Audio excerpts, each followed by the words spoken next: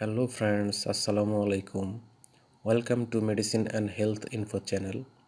বন্ধুগণ, calcium related আজকের ভিডিওতে আপনাদের সাথে ক্যালসিয়াম এবং ভিটামিন D3 সম্পর্কে আলোচনা করব, কেননা এই দুইটি উপাদানই মানবদের জন্য অত্যন্ত গুরুত্বপূর্ণ। তবে ভিডিওটি শুরু করার আগে আপনাদের প্রতি অনুরোধ, আপনি যদি আমার চ্যানেলে নতুন হয়ে থাকেন তাহলে অবশ্যই নতুন নতুন ভিডিও পেতে চ্যানেলটি সাবস্ক্রাইব করা সহ লাইক, কমেন্টস এবং শেয়ার করতে ভুলবেন না। বন্ধুগণ, বর্তমানে বাজারে বিভিন্ন ধরনের ক্যালসিয়াম ও ভিটামিন ডি সমৃদ্ধ ঔষধ পাওয়া যায়। এর মধ্যে সবচেয়ে জনপ্রিয় একটি ঔষধের নাম হলো বনি ডি ট্যাবলেট, যেখানে ক্যালসিয়ামের পরিমাণ 500 মিলিগ্রাম এবং ভিটামিন D3 এর পরিমাণ 200 IU।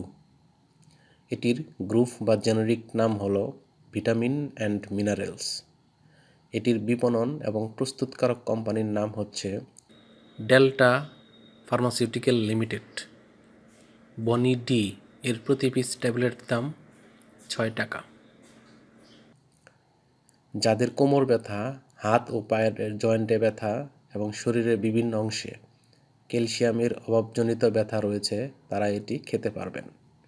এই ওষুধটির কাজই হলো হাড়ের ক্ষয় রোধ করা, দাঁতের মাড়ি গঠনে সাহায্য করা, মহিলাদের ঋতুস্রাব বন্ধ হওয়ার পরবর্তী সময়ে হাড়ের ক্ষয় রোধ করা, গর্ভবতী ও স্তন্যদানকারী মায়েদের প্রয়োজনীয় ক্যালসিয়ামের যোগানে সাহায্য করা, বাচ্চাদের রিকেটস রোগ হলে এবং মানবদেহে ক্যালসিয়াম ও ভিটামিন এর অভাব বা ঘাটতি রয়েছে এমন রোগীদের জন্য এটি অত্যন্ত কার্যকরী ও গুরুত্বপূর্ণ ভূমিকা পালন করে থাকে।